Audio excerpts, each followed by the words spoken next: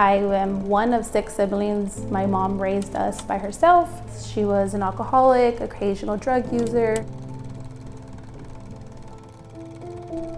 I didn't know then that I know now. I basically lived in the quote unquote trap house. Drugs being done in the house, being sold out of the house, gang members hanging out around the house, shootouts, my house being shot up. I grew up just knowing how to survive. Never really lived. But I was so young and angry. I ran away and I got into a relationship. I was 15 at this point. I got pregnant. I actually ran into a childhood friend at that same time, which is now my husband. He just kind of felt like my savior. You know, he was interested in my son, and you know, a couple years down the line, we got married.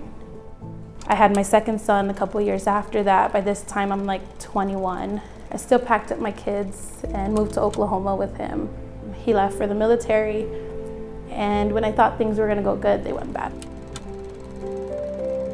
I couldn't take the drinking. I would go to work, I would come home and find him passed out with a bottle next to him, and my kids were just there. I packed up and I left. I gave Kelly Bradley a call, which is the director over the programs here at the Dream Center, and she told me about the family floor. My kids were so excited. My son opened the door and was like, "Home sweet home." It's like, brother, we have our own bed. Those words will always stick to me because I had so much pride that I didn't want to bring them to this place. When I actually came here to the family floor, my husband was stationed in Germany. We were here for about a year and a half, so we were separated. When my husband called and wanted to make things work again, I packed up my kids and left. Shortly after, it was just every day fighting, every day something, to the point where I got kicked out of Germany. And I was like, what am I gonna do? I have to take my kids back to America where I don't have anything. So the second time that I came into the family floor, I definitely let the program work and me not work the program.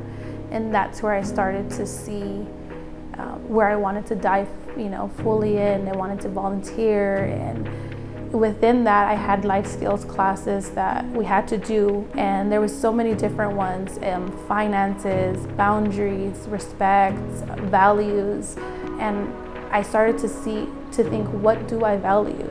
I started to want to change who I had around me or who I was around.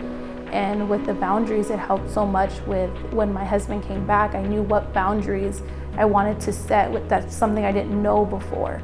I set them and they weren't perfect, but I knew I had like a handbook that I can go to and always go back to because of those life skills.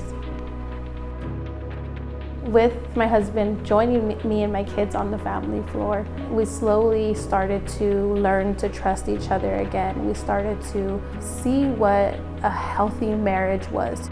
God restored our marriage, and there's hope. Like, I have this hope and this joy that I never once thought it was okay to have. I don't feel bad anymore to be happy.